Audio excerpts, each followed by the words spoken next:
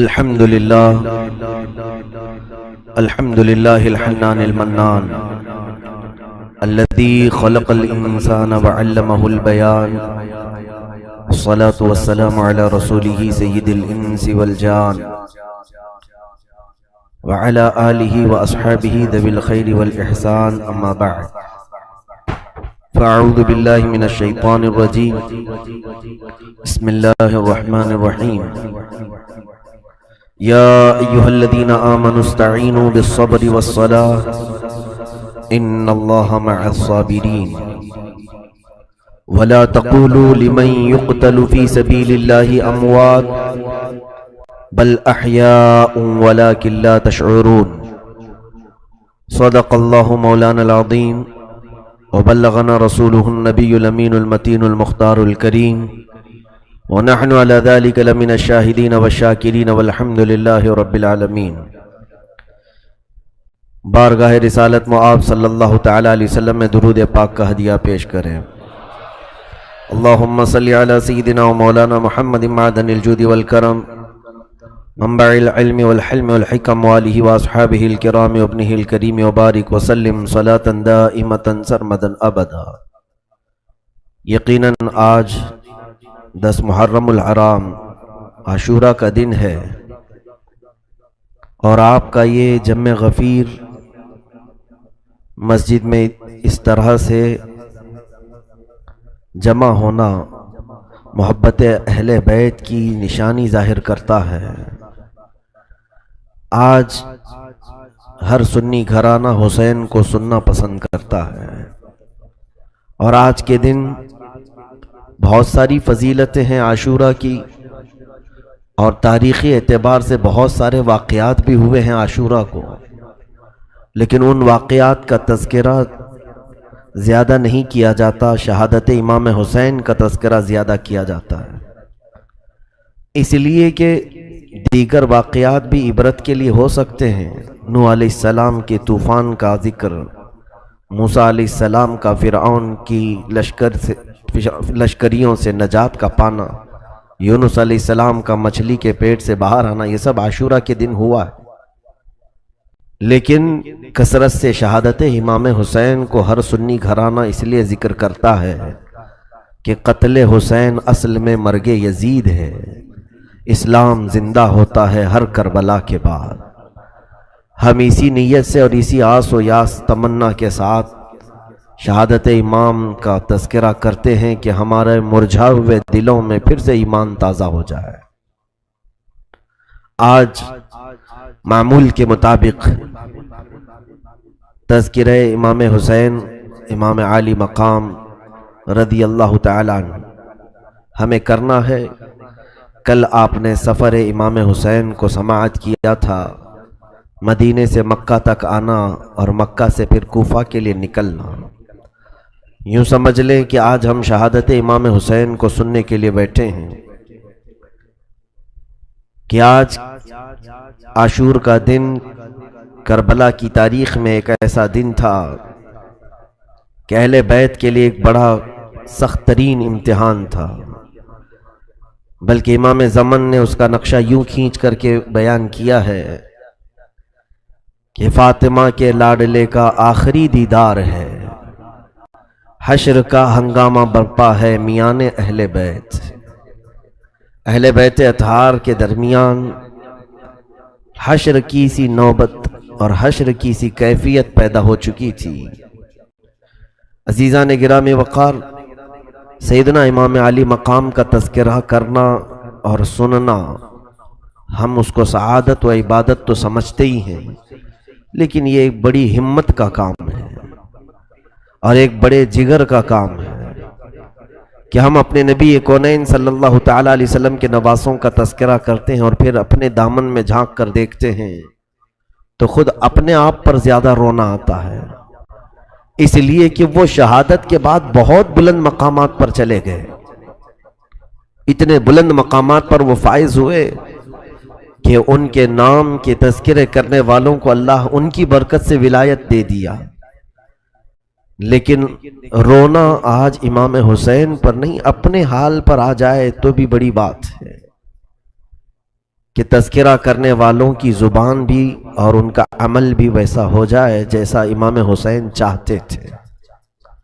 سیدنا امام علی مقام مکہ میں تھے، پورا رمضان المبارک مکہ میں گزارا، شوال اور ذی القعدہ بھی مکہ میں گزارا۔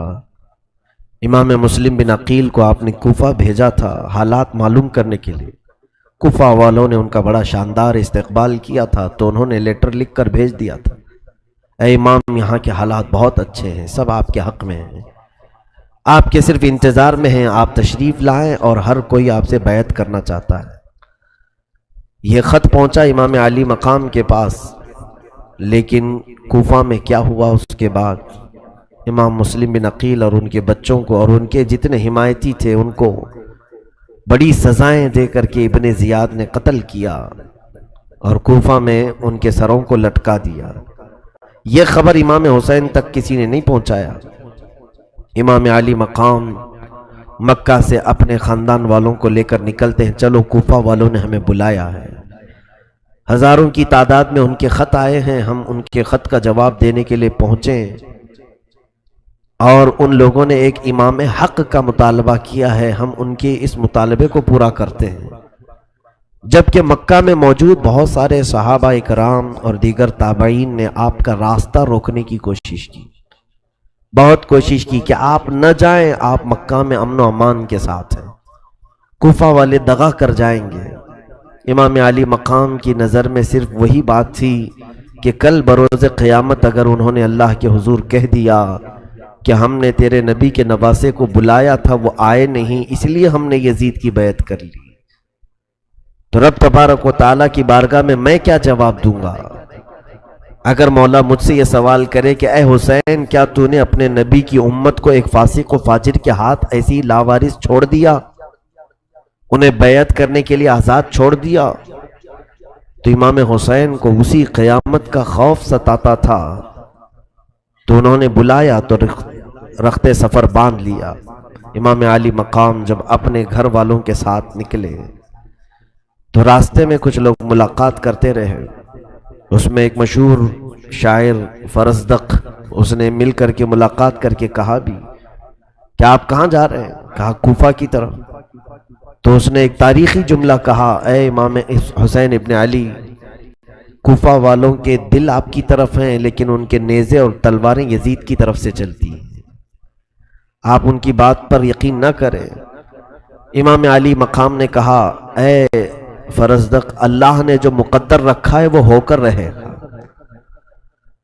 بہرحال آپ کا سفر آگے بڑھتا گیا، کارواں یہ منزلیں طے کرتا گیا۔ بیچ میں آپ کی سگی بہن زینب رضی اللہ تعالیٰ عنہ کے دو شہزادے عون و محمد چھوٹی عمر میں تھے، وہ اپنے والد کا خط لے کر کے آئے، حضرت عبداللہ بن جعفر کا خط۔ امام علی مقام کو انہوں نے خط لکھا تھا، وہ بہنوی تھے، امام حسین کے سگے بہنوی تھے، عبداللہ بن جعفر حضرت سیدہ زینب کے شوہر، وہ قافلے میں نہیں تھے۔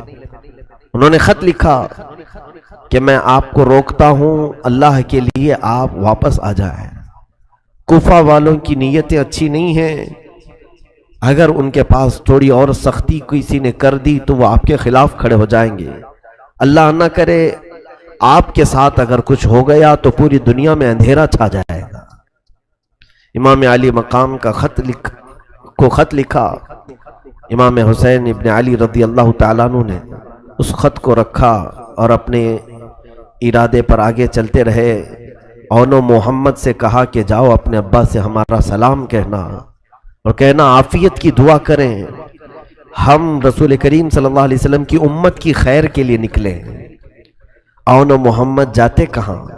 انہوں نے کہا مامو جان، ابا نے خط تو لکھا آپ تک پہنچانے کے لیے، لیکن تحفے میں ہم دونوں کو آپ کے حوالے بھی کیا، آپ ہمیں قبول کر لیں۔ وہ دو ننھے سے شہزادے تھے، ان کی عمروں کے متعلق یہ فرمایا گیا کہ وہ 15 سال سے کم کی عمر کے تھے۔ دونوں شریک قافلہ ہوئے، یہ قافلہ چلتا رہا، کوفہ کی طرف جا رہا تھا۔ کوفہ کی ابھی بھی خبر امام علی مقام کو نہیں پہنچی تھی کہ کوفہ والوں نے کیا کیا ہے۔ اسی اثنا میں بیچ میں ایک مقام آتا ہے، وہاں پر حر بن یزید تمیمی ریاحی، یہ ابن زیاد کا معتمد تھا، یزید کی طرف سے اس نے 1000 کا لشکر لے کر امام کا راستہ روکنے کی کوشش کیا۔ ہوا ایسے کہ بیچ راستے میں امام علی مقام نے پڑاؤ کیا ہے، خیمہ ڈالا ہے، تو کوئی گھوڑ سوار دوڑتے ہوئے آ رہے تھے، لیکن ان کے چہرے لٹکے ہوئے تھے، بدن جھول رہے تھے۔ امام حسین نے دیکھا کہ اتنا بڑا لشکر آ رہا ہے، تو لشکر کو دیکھا امام حسین نے اپنے لوگوں سے کہا کہ اس لشکر کو روکو، کیا بات ہے پوچھ لو۔ کوئی گئے اور جا کر کے پوچھا کہ کیا بات ہے، کہا بہت دور سے چلے آ رہے ہیں، پیاس اور بھوک نے ہمیں ادمرا کر دیا ہے۔ یہ خبر امام حسین کو پلی تو امام علی مقام نے اپنے خیموں میں جتنا پانی تھا سب لے کر کے حاضر آئے۔ حر بن یزید کو آ کر پانی پلایا، اس نے آنکھیں کھولی اور اس کے بعد ان لشکریوں کو پانی پلایا۔ امام حسین نے پوچھا کہ کیا مقصد، کس لیے آئے ہو؟ وہ جانتے نہیں تھے امام علی مقام کو۔ کہا سنا ہے ہم نے یزید کے خلاف حسین ابن علی بغاوت کر کے نکلے ہیں، اور ہمیں حکم دیا گیا ہے کہ ان کو راستے ہی سے گرفتار کر کے لے آئے۔ تو اس میں حر بن یزید نے پوچھا کہ کون ہے تم میں حسین؟ بڑا بھاری مشکیزہ اٹھا کر کے وہ لشکریوں کو پانی پلا رہے تھے۔ کسی نے کہا یہی حسین ابن علی ہیں جس نے تجھے پانی پلایا۔ وہ پانی پلا رہے تھے کس لشکر کو؟ اس یزید کے لشکر کو جو گرفتار کرنے کے لیے آیا ہے۔ یہ ہے شان اہل بیت، چاہے پہچان کا ہو کہ بنا پہچان والا ہو، اسے پہلے پانی پلایا جائے۔ اسی لیے تو آج محرم میں ہم ہر جگہ سبیلیں لگاتے ہیں، کثرت سے پانی پلاتے ہیں۔ ہر کسی مذہب سے تعلق رکھنے والا پانی پی کر کے جائے، کم از کم ہمارے ہاتھوں سے شربت پی کر کے جائے۔ یہ سبیلیں اور شربت جو ہم لگاتے ہیں اسی محبت میں۔ بعض لوگ کہتے ہیں امام حسین تو پیاسے چلے گئے اور تم پانی پیتے ہو۔ میرے عزیزوں، وہ پیاسے رہ گئے لیکن کسی دوسرے کو پیاسا دیکھنا نہیں چاہتے تھے۔ امام علی مقام کی یہ شان تھی، انہیں زیادہ عزیز تھا لوگوں کو پانی پلانا، کیونکہ خاندان بنی ہاشم کا تعلق ایسے کام سے تھا کہ حاجی جب حج کے لیے آتے تھے سال بھر میں، یہی بنی ہاشم، یہی قبیلہ پورے حاجیوں کو زمزم کا پانی پلانے کے لیے مقرر تھا۔ تو پانی پلانا تو ان کی خاندانی روایت تھی۔ حسین ابن علی رضی اللہ تعالیٰ عنہ نے حر بن یزید سے کہا کہ تم کس لیے آئے ہو؟ کہا ہم آپ کو گرفتار کرنے آئے ہیں، آپ نے خروج کیا ہے امیر المومنین کے خلاف، یزید کے خلاف، آپ نے بغاوت کی ہے، اس لیے ہم آپ کو گرفتار کرنے آئے ہیں۔ حضرت امام حسین رضی اللہ تعالیٰ عنہ نے کہا تو مجھے گرفتار کرے گا؟ اور اس کے بعد اس کی باتوں کا خیال نہیں کیا، آگے چل پڑے، اور اس کے بعد اپنے قافلے والوں سے کہا کہ خیمے اٹھاؤ اور چل پڑو۔ اس کی بات کی طرف توجہ ہی نہیں دی، اس نے پھر للکارتے ہوئے پیچھے کی طرف بڑھا اور امام علی مقام سے کہا رک جائیں، ہمارے ساتھ آپ کو چلنا پڑے گا۔ امام حسین نے کہا ثقلت کا امک، تیری ماں تجھ پر روئے۔ یہ جملہ عرب میں کہا جاتا ہے، کسی کے موت کی بات کہی جانی ہو، تیری ماں تجھ پر روئے، کیا تو مجھے گرفتار کرے گا؟ حر بن یزید نے پلٹ کر کے ایک جملہ کہا، اے حسین، عرب کا کوئی دوسرا آدمی یہ جملہ کہتا تو میں ضرور اسے جواب دیتا، لیکن تمہاری ماں کو میں کیسے کہوں کہ تم فاطمہ کے بیٹے ہو؟ اسے اتنی خبر تو تھی کہ زہرا کا بیٹا ہے، اور اس نے گالی نہیں دی امام علی مقام کو۔ امام حسین نے وہیں سے یہ دیکھا کہ یہ زہرا کا چاہنے والا ہے، یہ فاطمہ سے محبت تو کرتا ہے۔ بہرحال اس قافلے کو آگے بڑھایا جاتا رہا، یہاں تک کہ حر بن یزید نے آگے پہنچ کر کے پھر قافلے کو روکا۔ امام حسین نے کہا کہ تم آخر چاہتے کیا ہو؟ کہا اے حسین ابن علی، میں آپ سے جنگ نہیں چاہتا، لیکن میں اپنے امیر کی اطاعت کرتا ہوں، میں اپنے حاکم کی، خلیفہ کی اطاعت ضرور کروں گا۔ تو بعد میں بات ایسے اتفاق پائی کہ اس نے کہا، حر بن یزید نے ایک کام کریں آپ، کوئی ایسا راستہ لے لیں جو مدینے بھی نہیں جاتا ہو، کوفہ بھی نہیں جاتا ہو، کوئی دوسرا راستہ آپ اختیار کر لیں تاکہ میں اپنے امیر کی خلاف ورزی کرنے سے بچ جاؤں، نافرمانی کرنے سے بچ جاؤں۔ امام حسین نے اس کے مشورے کو قبول کیا اور بیچ کا ایک راستہ لے لیا جو نہ کوفہ کی طرف جاتا تھا نہ مدینے کی طرف۔ یہ راستہ چل پڑا۔ کافی دور آنے کے بعد حر بن یزید نے کہا اب یہاں پر روک لیجئے، دریائے فرات قریب ہے، پانی وغیرہ آپ کو بھی ملے گا، ہمیں بھی مل جائے گا، روک دیں آپ یہاں پر۔ تو امام حسین نے پوچھا کہ یہ کون سی جگہ ہے، یہ کون سا علاقہ ہے؟ تو حر بن یزید نے کہا ہاذا مقام کربلا، اس جگہ کو کربلا کہا جاتا ہے۔ امام حسین نے کہا ہاذا مناخ رکابنا ومحط رجالنا رحالنا ومقتل رجالنا، یہی وہ جگہ ہے جہاں ہماری اونٹنیاں اتریں گی، ہمارے سوار یہاں اتریں گے، اور یہی وہ جگہ ہے جس کے متعلق میں نے سنا ہے کہ ہمارے جوانوں کی قتل گاہ ہے۔ آپ رک گئے، دریائے فرات کے بالکل پاس میں خیمے لگائے گئے۔ حر بن یزید، شام کا وقت ہوتا ہے، امام علی مقام نے جب اذان دی اور نماز کی تیاری کی، اس سے پوچھا تم اپنی الگ جماعت بناؤ گے یا ہمارے ساتھ نماز پڑھو گے؟ حر بن یزید نے کہا اگر حسین ابن علی امامت کر رہے ہوں تو مجھے امامت کا حق کیسے ہے؟ میں آپ کے پیچھے نماز پڑھوں۔ نماز ان کے پیچھے پڑھا، لشکر لے کر کے آیا ہے، مخالفت میں گرفتار کرنے کے لیے آیا ہے، اور نماز انہی کے پیچھے پڑھ رہا ہے۔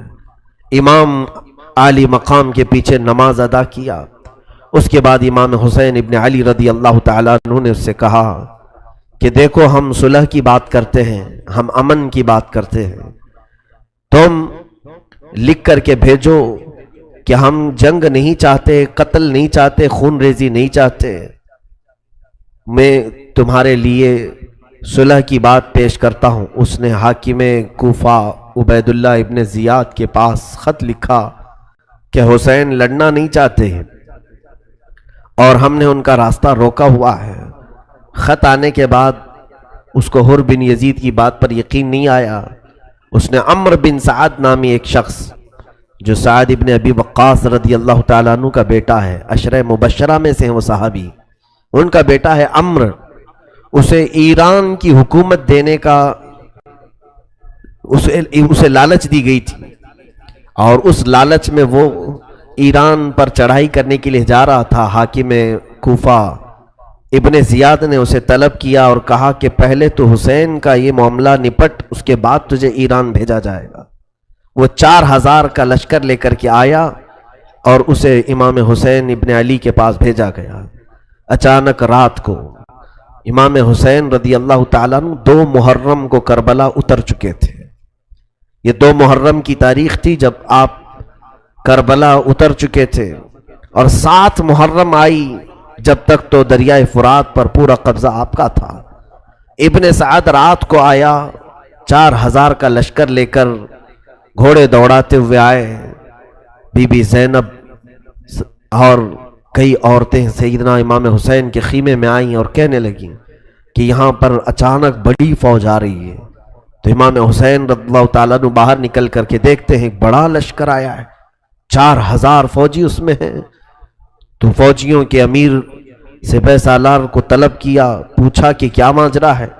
عمرو بن سعد آگے بڑھا اور کہا اے حسین ابن علی، جبکہ وہ عمرو بن سعد امام حسین کی ساری فضیلتوں سے اچھی طرح واقف تھا، وہ جانتا تھا کہ رسول اللہ کے نواسے ہیں، ان کی فضیلت میں کیا کیا حدیثیں ہیں، اسے سب معلوم تھا، لیکن برا ہو دنیا کی لالچ کا اور حکومت کے تخت کا۔ ایران کی کرسی نے اسے بیوقوف بنا دیا، پاگل بنا دیا تھا، اور اس نے آ کر کے کہا اے حسین، آپ نے خروج کیا ہے خلیفہ برحق کے خلاف، ہم آپ کو گرفتار کر کے لے جائیں گے، یا تو آپ یزید کی بیعت کو قبول کر لیں یا ہمارے ساتھ جنگ کرنے پر تیار ہو جائیں۔ امام حسین رضی اللہ تعالیٰ عنہ نے اسے بھی سمجھایا، رات کو بلایا، دوسرا دن تھا 8ویں محرم، بلایا اور میٹنگ کی، سارے لشکریوں کو الگ کر کے تنہا اس کے ساتھ بات کی، کہا میں 3 تمہیں آپشن دیتا ہوں، اختیارات دیتا ہوں، اس میں کوئی ایک چیز پسند کر لو۔ کہا ہاں بتائیے۔ امام حسین رضی اللہ تعالیٰ عنہ نے کہا پہلی چیز یہ ہے کہ میں جہاں سے آیا ہوں مجھے وہاں واپس بھیج دو۔ میں مدینے سے آیا تھا یا مکہ سے آیا تھا، مجھے وہیں واپس بھیج دو۔ دوسری بات یہ ہے کہ یا تو پھر مجھے ملک شام جانے دو، یزید کے پاس جا کر میں خود اپنا معاملہ طے کروں گا، جیسے میرے بڑے بھائی امام حسن رضی اللہ تعالیٰ عنہ نے امیر معاویہ سے معاملہ طے کیا تھا، میں خود جا کر کے بات کر لوں گا ہمارے جو بھی معاملات ہیں۔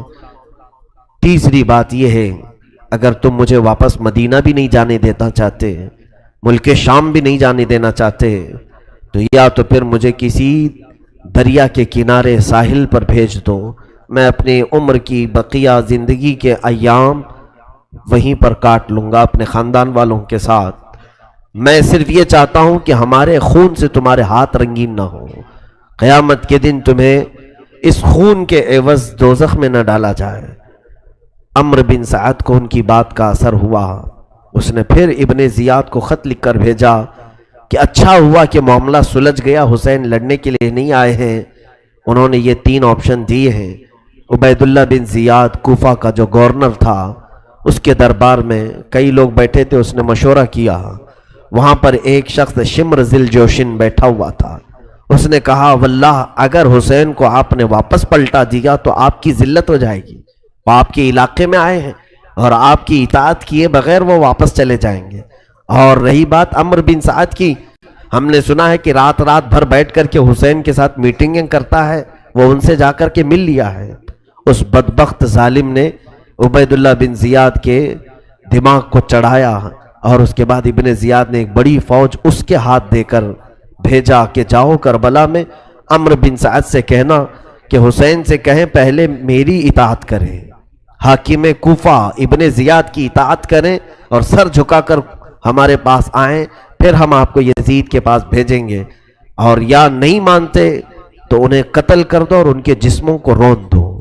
شمر ذی الجوشن کو یہ پیغام دیا اور کہا عمرو بن سعد کو یہ بتا دینا، اور اگر عمرو بن سعد نہ مانے تو پہلے اس کا سر کاٹ لینا اور تم اس کی فوج کو اپنے حوالے کر اپنے تابع میں لے لینا۔ یہ شمر ذی الجوشن کئی ہزار کا لشکر لے کر پھر کربلا میں پہنچا۔ یہ 9ویں محرم تھی۔ یہ جو کمک پہنچتی رہی فوج کی، 1000 کا لشکر لے کر حر بن یزید سب سے پہلے آیا تھا، جس نے پانی پیا امام کے ہاتھ، راستہ روکا اور ان کو کربلا پر اترنے پہ مجبور کیا۔ پھر عمرو بن سعد 4000 کا لشکر لے کر آیا، پھر شمر ذی الجوشن یہ کئی ہزار کا لشکر لے کر آیا۔ کل ملا کر یہ فوجیں آتی رہیں 22,000 لوگ ہو گئے، اور ادھر قافلہ امام حسین میں کل ملا کر کے 82 لوگ تھے، 82 لوگ تھے۔ اگر تعداد کے اعتبار سے دیکھا جائے تو 100 گنا سے بھی زیادہ تعداد ان لوگوں کی تھی۔ مد مقابل میں جو لوگ تھے اس سے بڑھ کر کے بھی ان لوگوں نے فوج جمع کی۔ پھر شمر ذی الجوشن آ کر عمرو بن سعد سے کہتا ہے یہ دیکھو حاکم بصرہ، حاکم کوفہ ابن زیاد کا خط ہے، انہوں نے کہا ہے کہ تم حسین کے ساتھ مقاتلہ کرو، جنگ کرو، ان کے جسموں کو رون ڈالو، یا تو پھر وہ ابن زیاد کی اطاعت کریں اور سر جھکا کر کوفہ میں داخل ہوں، یا تو پھر تو اپنی فوج میرے حوالے کر دے، میں یہ معاملہ نپٹ لوں گا۔ عمرو بن سعد نے اس کو گالی بھی دی، کہا کہ معاملہ سب سلجھ گیا تھا، تو کمبخت نے شاید بھڑکایا ہے، لیکن فوج میں تیرے حوالے نہیں کروں گا، میں بھی حسین کے ساتھ لڑوں گا۔ اس نے پہلے صلح کی بات کی تھی، لیکن جب اس نے دیکھا کہ حکومت میرے ہاتھ سے نکل جائے گی ایران کی جو انعام میں ملنے والی تھی، اس نے کہا کہ نہیں، میں فوج حوالے نہیں کروں گا، میں خود یہ معاملہ سر کروں گا، اس مہم کو میں ہی پورا نپٹاؤں گا۔ اس کے بعد یہ شمر ذی الجوشن جو بدبخت ازلی بدبخت تھا، خبیث اور ملعون شخص تھا، اس نے لوگوں میں بھڑکانا شروع کیا امام حسین کے خلاف۔ یہ 9 محرم الحرام کا دن پورا اسی طرح گہما گہمی میں گزرا۔ حضرت امام حسین رضی اللہ تعالیٰ عنہ کے ساتھ انہوں نے جو سب سے پہلا معاملہ کیا، عمرو بن سعد نے آتے ہی حکم دیا کہ امام حسین کے خیمے دریائے فرات کے پاس سے اکھاڑ دیے جائیں۔ 7ویں محرم کو ہی حسین ابن علی کے خیمے اکھاڑ دیے گئے، جبکہ حضرت عباس جو امام حسین کے بھائی تھے، سگے بھائی ہیں، عباس علمبردار، اس قافلے میں جو شریک ہیں، مختصر سا اگر میں ان کا اجمالی تذکرہ کروں تو یوں سمجھ لیں سیدنا امام علی مقام حسین رضی اللہ تعالیٰ عنہ ہیں اس قافلے میں۔ آپ کے 3 صاحبزادے ہیں، علی اکبر، علی اوسط، امام زین العابدین، علی اصغر، چھوٹے سے بچے، اور امام علی مقام کی 2 بیویاں ساتھ میں ہیں، بی بی شہر بانو اور حضرت علی اصغر کی ماں ام لیلہ، اور ان کے علاوہ حضرت امام حسن رضی اللہ تعالیٰ عنہ کے صاحبزادوں میں 3 یا 5 صاحبزادے تھے۔ حضرت علی کرم اللہ وجہہ الکریم کے 5 بیٹے اور تھے جو دوسری آپ کی زوجہ محترمہ سے تھے۔ امام مسلم بن عقیل کے 3 شہزادے اور تھے، 2 تو کوفہ میں شہید ہو گئے تھے۔ اس طرح سے امام حسین کے گھر کے ہی 52 افراد اس میں تھے، صرف خاندان اہل بیت کے 52 لوگ تھے، باقی ساتھیوں میں، محبت کرنے والوں میں 20 لوگ اور شامل ہو گئے تھے۔ اس میں سے کیسے شامل ہوئے وہ بھی الگ الگ ان کے اپنے واقعات ہیں۔ امام حسین رضی اللہ تعالیٰ عنہ کے ساتھ زہیر بن قین شامل ہوا، جو کہ اہل بیت سے اس کو کوئی تعلق نہیں تھا، لیکن امام حسین نے ایک بار کیا بلایا، وہ حج کر کے واپس آ رہا تھا، اس نے ساری چیزیں ترک کر دی، اپنی بیوی کو طلاق بھی دیا راستے میں، اور کہا میں حسین ابن علی کے ساتھ جا رہا ہوں، ساری چیزیں قربان کر کے وہ ساتھ میں چل پڑا، زہیر بن قین۔ اب ہوا یہ کہ 7ویں محرم کو ان کے خیمے اکھاڑ کر دوسری جانب لگوا دیے گئے، کہا کہ فرات کے قریب ایک بھی خیمہ نہیں ہونا چاہیے حسین کا، خیمے بدل دیے گئے۔ فرات پر یزیدی لشکر کا پورا قبضہ ہو گیا، دریائے فرات جس کے پانی آج بھی موجیں مارتا ہے، اور بڑا میٹھا پانی، پوری دنیا میں مشہور یہ نہر ہے، نہر فرات، اس کا پانی بند کر دیا گیا۔ 7 محرم سے امام علی مقام کے پورے قبیلے، پورے خاندان پر پانی کو بند کر دیا گیا تھا۔ 7 محرم، 8 محرم، 9 محرم، 10واں محرم بھی آ رہی ہے۔ 10ویں محرم کی شب تھی، یعنی جو کل رات جو گزری ہے، یہ عاشورہ کی شب ہے۔ امام علی مقام نے اپنے پورے خاندان والوں کو جمع کیا، پورے لوگوں کو جمع کیا، اور ایک فصیح و بلیغ خطبہ دیا۔ اس میں یہ فرمایا، اے بنی ہاشم، اے رسول اللہ کے گھر والوں، آج حسین بن علی کو اس مقام تک پہنچنا پڑا کہ ہر جگہ میرے سر کے اطراف تلواریں اور نیزے لہرا رہے ہیں، میرے نانا کی امت ہی میرے خلاف تیر تان کر بیٹھی ہے، لہٰذا میں یہ چاہتا ہوں کہ تم جہاں جہاں سے آئے ہو اپنے گھروں کو واپس چلے جاؤ، تم اپنے اپنے گھروں پر چلے جاؤ، اور دین کی خدمت کرنا، عبادت خداوندی میں مصروف رہنا، مجھے میرے حال پر چھوڑ دو۔ جب اہل بیت میں آپ نے یہ تقریر کی، اللہ اکبر، سب کے جسموں پر رونگٹے کھڑے ہو گئے۔ اس میں جو بھی وفادار اہل بیت تھے ایک ایک کھڑے ہونے لگے۔ حبیب ابن مظاہر، ایک امام علی مقام کے خاص غلام، یعنی 7 ہو لیے تھے قافلے میں، مسلم بن اوسجہ اسدی، یہ بھی قافلہ امام میں شریک ہو گئے تھے، یہ کھڑے ہوئے، اور اس کے بعد حضرت عباس، سگے بھائی ہیں، کھڑے ہو کر کے کہتے ہیں، اے امام، آپ کیا چاہتے ہیں؟ آپ کے بعد ہم لوگ زندہ رہیں؟ فرماتے ہیں، آپ کے بعد زندگی کا مطلب ہی کیا ہے؟ اگر جینا ہے تو حسین کے ساتھ، اور مرنا ہے تو حسین کے قدموں میں مریں گے۔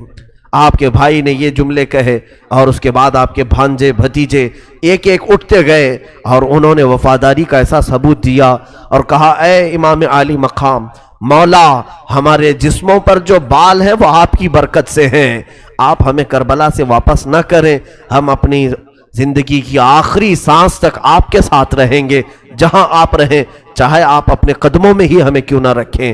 امام علی مقام نے کہا، بچوں، دیکھتے نہیں پانی بند ہو چکا ہے، دیکھتے نہیں بھوک ہے۔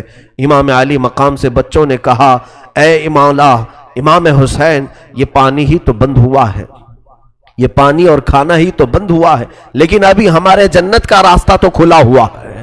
امام علی مقام سے انہوں نے واپس نہ جانے کی ضد کی۔ پوری رات امام حسین ابن علی رضی اللہ تعالیٰ عنہ نے سجدے میں گزارا۔ یہ عاشورہ کی رات تھی، عبادت کی شب تھی، رات سجدے میں گزاری گئی، اور ظاہر سی بات ہے 3 دن کے بھوکے اور پیاسے یہ نہتے لوگ جو تلواریں لے کر کے اپنے ساتھ بہت بڑا سامان جنگ لے کر نہیں آئے تھے، جو اپنے ساتھ 1-2 تلواریں ہوتی تھیں، انہی تلواروں کے ساتھ عرب سفر کیا کرتے تھے، ساتھ چلے تھے۔ اس وقت آپ کے ساتھ بہت کوئی بڑی تیاریاں بھی نہیں تھی، خیموں میں ایسی حالت تھی کہ چراغ جلانے کے لیے کسی کے پاس تیل تک نہیں تھا۔ رات کے اندھیریوں میں بی بی زینب کہتی ہیں کہ اگر ہمیں کوئی کام پڑتا تھا تو ہم علی اکبر کے چہرے کی روشنی میں کام کیا کرتے تھے۔ حسین ابن علی کے دمکتے ہوئے چہرے کی جو روشنی ہوتی اسی میں ہم کام کر لیتے تھے۔ خیموں میں بھوک اور پیاس کی شدت تھی، لیکن کسی نے شکایت نہیں کی کہ ہم کو کس حالت میں لا کر آپ نے چھوڑ دیا۔ بیویوں نے بھی صبر کا مظاہرہ کیا ہے، خواتین نے صبر کا مظاہرہ کیا ہے، بچوں نے بھی صبر کا مظاہرہ کیا۔ 10ویں محرم کی صبح تھی، یہی وہ خونی منظر ہے، وہی کربلا میں قیامت صغریٰ ہے جو اہل بیت کے ساتھ رچائی گئی، اور ظالموں نے ایسی تاریخ رقم کی کہ شاید اس وقت سورج بھی تھر تھرا گیا ہوگا، آسمان بھی کانپ گیا ہوگا، زمین کے ٹکڑے ہل گئے ہوں گے جب فاطمہ کے لال کے ساتھ انہوں نے اس طرح کے اخلاق کا سلوک کیا ہے۔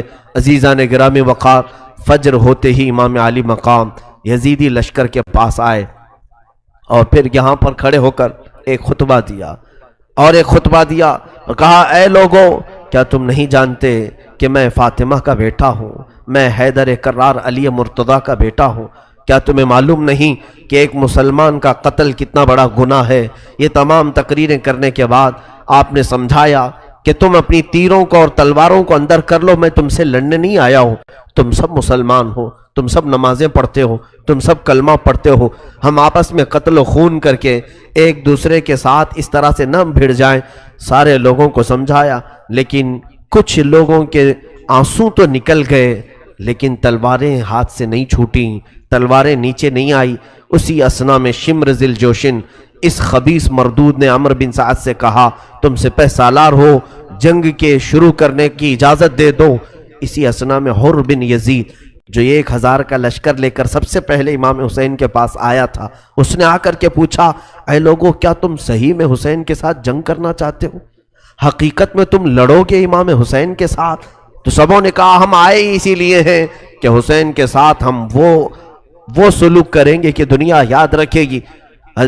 اس وقت حر بن یزید نے کہا، اے لوگو، کیا تمہیں ڈر نہیں لگتا کہ حسین بن علی کے ساتھ لڑنے سے تمہاری آخرت خراب ہوگی، عاقبت برباد ہوگی؟ لوگوں نے اسے تانا مارنا شروع کیا کہ تو وفادار نہیں ہے، یزید کو ہم خط لکھ کر کے بھیج دیں گے، 1000 کا لشکر دے کر کے تجھے بھیجا گیا تھا حسین کو گرفتار کرنے کے لیے، تو اب بہکی بہکی باتیں کر رہا ہے۔ حر بن یزید فوج سے الگ ہو کر درمیان میں کھڑا ہوا، اپنے خیمے کے پاس آیا، اس کے گھر والے بھی تھے، اس کی بیوی اور اس کا بڑا بیٹا بھی تھا۔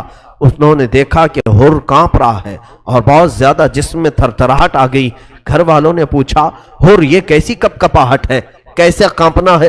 اس نے کہا، میں ایک طرف جنت دیکھ رہا ہوں اور ایک طرف دوزخ دیکھ رہا ہوں۔ حسین کے خیمے کی طرف مجھے جنت دکھ رہی ہے اور یزیدی لشکر کی طرف مجھے دوزخ دکھ رہی ہے، اور میں بیچ میں کھڑا ہوں۔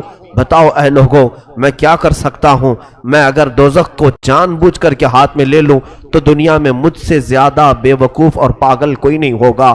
یہ سنتے ہی اس کی بیوی نے کہا، اے حر، آپ کے دل میں جو بات ہے وہ عمل کر جاؤ، جو دل تمہارا چاہ رہا ہے اس پر عمل کر جاؤ۔ حر نے فوراً اپنا گھوڑا دوڑایا اور اپنے بیٹے کو لیا، اپنی بیوی کو لیا، سیدھے امام حسین کے خیمے میں آیا۔ امام حسین نے دیکھا یزیدی لشکر کا پہلا کمانڈر آیا ہے، پوچھا کہ کیسے آنا ہوا، ابھی تو کوئی جنگ کی بات نہیں ہے۔ حر بن یزید نے کہا، نہیں، جنگ کا طبل بج گیا ہے اور اعلان ہو چکا ہے کہ اہل بیت کے سر اڑائے جائیں گے، تیروں سے آپ کے جسم چھلنی کر دیے جائیں گے۔ میں اس لیے لشکر یزید چھوڑ کر آیا کہ مجھے رب نے ہدایت دی اور مولا مجھے تمہارے قدموں میں ڈال دیا۔ اے حسین، کیا میری بخشش کا کوئی راستہ نکل سکتا ہے؟ میں ہی ہوں جو آپ کو یہاں اترنے پر مجبور کیا، میں ہی ہوں جو آپ کو کربلا کے میدان پہ لے آیا۔ حر نے کہا، کیا میری بخشش ہو سکتی ہے اگر میں اس عمل سے بھاز آ جاؤں؟ حسین ابن علی نے اس وقت بھی گلے لگایا اور کہا، انت حر فی الدنیا و فی الاخرہ، اے حر، تو دنیا میں بھی آزاد ہے اور آخرت میں بھی آزاد ہے۔ یہ اہل بیت کی شان ہے۔ اخیر وقت میں وہ آیا، حسین ابن علی نے گلے لگا لیا اور اس کے بعد حر نے کہا، اے حسین، آپ حکم فرمائیں، میں آپ کی طرف سے سب سے پہلے لڑنے کے لیے جاؤں گا۔ آیا تھا یزید کی طرف سے، اسی کو کہتے ہیں مولا کی ہدایت کاملہ۔ جب رب تبارک و تعالیٰ چاہتا ہے تو کفر کے اڈے سے بھی کسی کو نکال کر دائرہ اسلام میں لے آتا ہے، اور جب کبھی کسی کو گمراہ کرنا چاہے تو کعبہ کے قریب رکھ کر کے بھی کسی کو بے ایمان اور کفر کی موت مار دیتا ہے۔ اللہ کی ہدایت پر اور اسی کی آس میں رہو اور ایمان کا تقاضا کرتے رہو، طلب کرتے رہو۔ عزیزان گرامی، صبح عاشور کی ہے، دن یہ عاشورہ کا چل پڑا ہے۔ امام عالی مقام نے اس وقت اپنے گھر والوں کو صبر کی تلقین شروع کر دی، پھر سے دوبارہ جمع کر کے کہا اب بھی وقت ہے، تم سب کے سب پلٹ جاؤ، میں اکیلا نپٹ لوں گا، جب تک میری طاقت ہے میں ان کے ساتھ جو معاملات ہوں گے نپٹ لوں گا، لیکن مجال ہے کسی ایک شہزادے نے بھی کہا ہو ہم واپس چلے جائیں، کسی نے نہیں کہا۔ اس کے بعد عمرو بن سعد ظالم یزید کا سپہ سالار شمر ذی الجوشن کو لے کر اعلان کر دیا کہ تیر تان لیے جائیں۔ سارے لوگوں نے گھٹنے ٹیک دیے اور حکم کی فرما برداری پر اپنے اپنے تیر سنبھال لیے، اور خیمہ حسین کی طرف ہر ایک کا تیر تھا۔ اور اسی اسنا میں 1000 کا لشکر لے کر عمرو بن سعد گھوڑے دوڑاتا ہوا خیمہ حسین کے پاس آیا۔ جیسے ہی وہ آیا، اب سیدنا امام حسین نے اپنے گھر کے 20 افراد کو لیے اور ان 1000 کا مقابلہ کرنا شروع کیا۔ ہم نے تو بدر کے متعلق سنا ہے 313 تھے اور مقابل میں 1000 تھے، یا حسین کے ساتھ 20 ہیں اور مقابل میں 1000 ہیں۔ یہ ہاشمی جوانوں کے ساتھ امام حسین کے شہزادوں نے وہ آئے ہوئے لشکریوں کو جو دوڑا رہے تھے، خیموں کے پاس بے حرمتی کر رہے تھے، حسین ابن علی کے شہزادوں نے ان کی صفوں کو ایسے کاٹا، پورے مجمع کو ایسا منتشر کیا کہ کئی گھوڑے زخمی ہو کر گرے، کئی فوجیں وہاں کٹ گئیں، اور اس کے بعد وہ جان بچا کر پھر خیمہ یزید میں آ گئے، یزید کے لشکریوں میں آ کر مل گئے اور کہا اس طرح سے جنگ نہیں ہوگی۔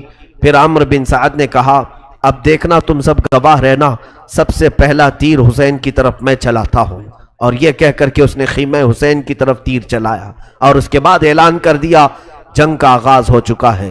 طبل بجائے گئے، باجے بجائے گئے اور سر پھونکے گئے، وہاں پر طبلے، بانسریاں اور یہ جو بجائے جا رہے تھے حسین کے ساتھ جنگ چھیڑنے کے اعلان میں بجائے جا رہے تھے۔ آج بھی لوگ بجاتے ہوئے نکلتے ہیں، شاید آج بھی لوگوں کے دل میں یہ ہوگا حسین کو بلا رہے ہوں گے کہ پھر سے جنگ شروع ہونے جا رہی ہے۔ طبلے بجائے گئے تھے یزید کی طرف، اور اس کے لشکریوں نے اعلان کے لیے ڈھول باجے بجا کر کے شروعات کی جنگ کی۔ امام حسین ابن علی رضی اللہ تعالیٰ عنہ اپنے خیمے میں بیٹھے تھے، حر بن یزید جو آئے امام علی مقام کی بیعت کی تھی اور وفاداری کا ثبوت دیا تھا، وہ اٹھے اور جانے لگے تو حر بن یزید کا بیٹا علی وہ کھڑا ہوا اور کہا کہ اے ابا جان، آپ کے ہوتے ہوئے، میرے ہوتے ہوئے آپ کیسے جائیں گے، مجھے اجازت دیں۔ تو سب سے پہلے حر بن یزید کا بیٹا میدان کربلا میں اترا۔ یہ امام علی مقام کے وہ نئے ساتھی ہیں جو اسی دن ملاقات کی ہے اور اسی دن نکل پڑے، اور اس جوان نے 2-3 لوگوں کو اپنی تلوار سے مارا، لیکن زیادہ دیر تک وہ نہیں مار سکا۔ اچانک اسی اسنا میں ظالموں نے اسے گھیر کر شہید کر دیا۔ نوجوان بچے کا جیسے ہی انتقال ہوا، حر بن یزید کہتے ہیں کہ میں گھوڑا دوڑا کر میرے بیٹے کی لاش اٹھانے کے لیے نکلا تھا کہ حسین کے نام پر میرا شہزادہ گر گیا ہے، بیٹا میرا انتقال کر گیا ہوگا، اس لیے کہ وہ بار بار چلا رہا تھا ادرکنی یا ابتا، اے میرے ابا آ جاؤ، مجھے پکڑ لو، مجھے اٹھا لو، اور اس کی روح قبض ہو چکی تھی حر بن یزید کے بیٹے کی۔ حر کہتے ہیں میں گھوڑا دوڑاتے ہوئے میرے جوان بچے کے تک پہنچنا چاہ رہا تھا، دیکھا وہاں پر مجھ سے پہلے حسین ابن علی پہنچے ہوئے ہیں اور امام علی مقام اس جوان کو اٹھا رہے ہیں اور اٹھا کر کے خیمے کی طرف لا رہے تھے۔ حر بن یزید نے کہا آقا یہ غلام زادہ ہے، یہ غلام زادہ ہے، آپ اپنے کندھوں پر اس غلام کو اٹھا کر لا رہے ہیں۔ حسین ابن علی نے کہا حر تجھے معلوم نہیں، دنیا کا دستور ہے بوڑھا باپ جوان کی میت کو نہیں اٹھاتا، بوڑھا جوان کے لاشے کو نہیں اٹھا پاتا، کیونکہ کندھے جھک جاتے ہیں، جھول جاتے ہیں اور کمر ٹوٹ جاتی ہے۔ یاد رکھنا اگر کسی کے سامنے اس کے جوان بیٹے کی موت ہو جائے، کون سا باپ ہے جو جنازہ اٹھانے کی ہمت کرے گا؟ حر بن یزید نے کہا آقا یہ غلام زادہ ہے، آپ اٹھا رہے ہیں۔ حسین ابن علی نے کہا کہ اے حر تجھے معلوم نہیں دنیا کا دستور ہے کہ جوان بیٹوں کو باپ نہیں اٹھا پاتا، تو میں اٹھاؤں گا جب تک رہوں گا۔ لیکن کربلا نے وہ بھی منظر دیکھا جب حسین نے خود اپنے شہزادوں کی لاشیں اٹھائے، تب کوئی دوسرا اٹھانے والا تھا ہی نہیں۔ اے میرے عزیزو، امام علی مقام اس جوان بچے کی لاش کو خیمے تک لے آئے۔ حر بن یزید یہ امام علی مقام کی طرف سے نکلے اور اپنے بیٹے کی موت کا غم بھی لاحق تھا۔ یزید کے لشکریوں پر وہ شیر کی طرح بپھر گئے، جگہ جگہ سے ان کی صفوں کو کاٹتے رہے۔ عمر بن سعد نے کہا کہ پکڑ لو حر بن یزید کو اور گرفتار کرو۔ لوگوں نے جب تیروں سے حملہ کیا اور پھر دیکھا کہ تیر کھا کر تقریباً 27 تیر حر بن یزید کے جسم پر لگے، لیکن وہ کسی تیر کا کوئی بھی نوٹس نہیں لیتے تھے، اور اس کے بعد ایسا ہوا کہ ان کے گھوڑے کو گرایا گیا اور لوگ ان کے جسم پر چڑھ گئے اور ان کا سر بھی جسم سے الگ کیا گیا۔ حر بن یزید کو وہاں پر شہادت ہوئی۔ عالی مقام امام حسین رضی اللہ تعالیٰ عنہ کے خاندان میں سے کوئی بھی بچے کو ان کے ساتھیوں نے پہلے میدان میں اترنے نہیں دیا جب تک امام علی مقام کے وفادار ساتھ میں تھے۔ حضرت حبیب بن مظاہر، مسلم بن اوسجہ اسدی اور زہیر بن قین البجلی، عبداللہ، یہ تمام وہ لوگ ہیں جو امام علی مقام کے ساتھ تھے، خاندان والے نہیں تھے، لیکن انہوں نے خاندان کے کسی فرد کو جانے نہیں دیا، پہلے خود اترے۔ حبیب ابن مظاہر آئے، زہیر بن قین آئے، یہ سب لڑتے رہے، عبداللہ آئے، یہ سب لڑتے لڑتے جام شہادت نوش کر گئے۔ ان کے جسموں کو یزیدیوں نے پامال کیا، بکھیر دیا۔ اب امام علی مقام کے گھر والوں کی باری آئی، جب ساتھی سب شہید ہو گئے، خاندان ان کے سب لٹ گئے، امام علی مقام کے گھر والوں کا اب مقام تھا یہ کربلا کا خونی منظر جو اہل بیت اطہار سے کڑا امتحان لے رہا ہے، ایک سخت ترین امتحان لے رہا ہے۔ بھوک کا امتحان الگ ہے، پیاس کا امتحان الگ ہے، اور بغیر چھت کے گھروں کا امتحان الگ ہے، اور اس کے بعد تلواروں کے مقابلے کا امتحان الگ ہے۔ امام علی مقام غم کے عالم میں بیٹھے ہوئے تھے۔ اسی اثنا میں آپ کے بھائیوں میں سے حضرت علی کرم اللہ وجہہ الکریم کے جو شہزادے تھے وہ اٹھے، تینوں شہزادے وہ ایک ساتھ گئے اور امام علی مقام کی اجازت سے کربلا میں لڑتے رہے۔ انہوں نے بھی کئی ظالموں کو تہ تیغ کیا، فنا فی النار کیا، لیکن واپس کوئی نہیں لوٹا۔ یہ امام علی مقام کے دونوں شہزادے اب باقی تھے، ان کے علاوہ آپ کے بھانجے اون و محمد تھے چھوٹی عمر کے۔ یہ بچے بھی شہادت کے ذوق سے اصرار کر رہے تھے، چچا جان، مامو جان، ہمیں جانے کی اجازت دیں۔ کون ہے ہمارا وہ بچہ جس بچے کو ہم اپنے ہاتھ میں چھری دیتے ہوں؟ ہم تو ننھے بچوں سے چھری بھی چھین لیتے ہیں کہیں کاٹ نہ دے، لیکن امام علی مقام کے بھانجے جن کی عمر 11 سال کی ہو، 12 سال کی ہو، بڑی وزنی تلواریں اٹھائے یزیدی لشکر کی طرف آئے اور دیکھا اون و محمد کو لوگوں نے پکڑ لیا اور کہا بچے تم بھی لڑنے کے لیے آئے ہو؟ کہا ہاں، تاکہ تاریخ یاد رکھے کہ رسول کے گھر کا ہر بچہ دین پر قربان ہونے میں ذرا بھی پس و پیش نہیں کرتا۔ عمر کبھی اہل بیت نے دیکھی ہی نہیں، زینب کی یہ دو دلارے، زینب کی یہ ماہ پارے جن کو بڑا پیار تھا پورے خاندان میں، اون و محمد، اللہ اللہ، یزیدیوں نے ان کے چھیتڑے اڑا دیے، ان کی چمڑیاں چھیل دیں اور سب کو دکھایا کہ یہ زینب کے بچے ہیں، دیکھو اتنی عمر میں یہ لڑنے کے لیے آ گئے تھے۔ ان کے جسموں کو تار تار کر دیا گیا اور کربلا کے میدان میں ان کے ٹکڑے بکھیر دیے۔ اللہ اللہ، یہ منظر زینب نے دیکھا ہوگا، اپنے مہپاروں کا جسم بکھرتا ہوا کیا گزری ہوگی اس خاتون جنت پر۔ اللہ اکبر۔ امام علی مقام کے سگے بھائی امام حسن مجتبی رضی اللہ تعالیٰ عنہ کے بڑے بیٹے امام قاسم جن کی عمر 19 سال کی تھی، ان کی سگائی ہو چکی تھی بی بی سکینہ رضی اللہ تعالیٰ عنہ کے ساتھ جو امام علی مقام کی بیٹی تھیں۔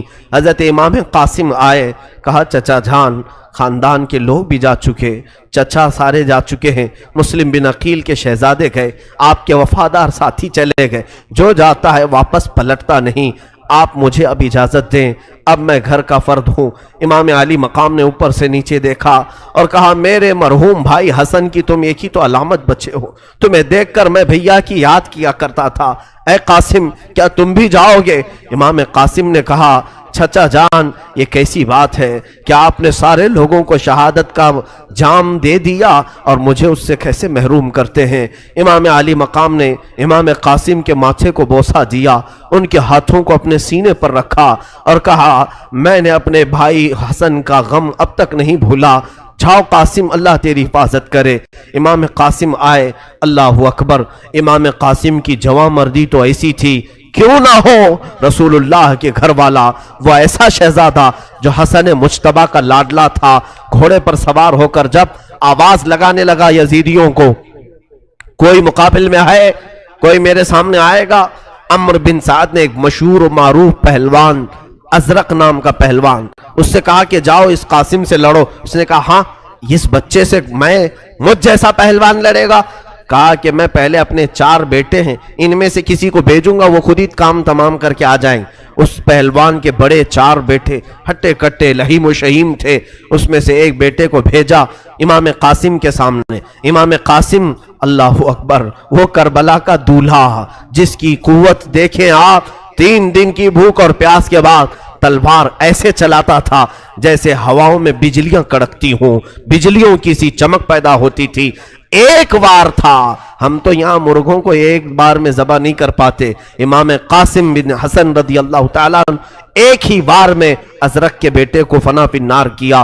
دوسرا بیٹا آیا، اس کو بیچ میں سے کاٹ دیا، تیسرا آیا، اس پر تلوار چلائی، چوتھا آیا، اس پر تلوار چلائی۔ 4 بیٹوں کو چند ہی منٹوں میں آپ نے صفایا کر دیا۔ ازرق یہ دیکھ کر کے پریشان ہوا، میرے 4 ہونہار پہلوان بیٹوں کو اس قاسم نے ادھیڑ کر رکھ دیا۔ وہ شیر کی طرح چنگھاڑتا ہوا میدان میں آیا اور کہا اے قاسم تو نے میرے 4 بیٹوں کے ساتھ برا سلوک کیا، اب میں تیرے ساتھ بہت برا سلوک کروں گا۔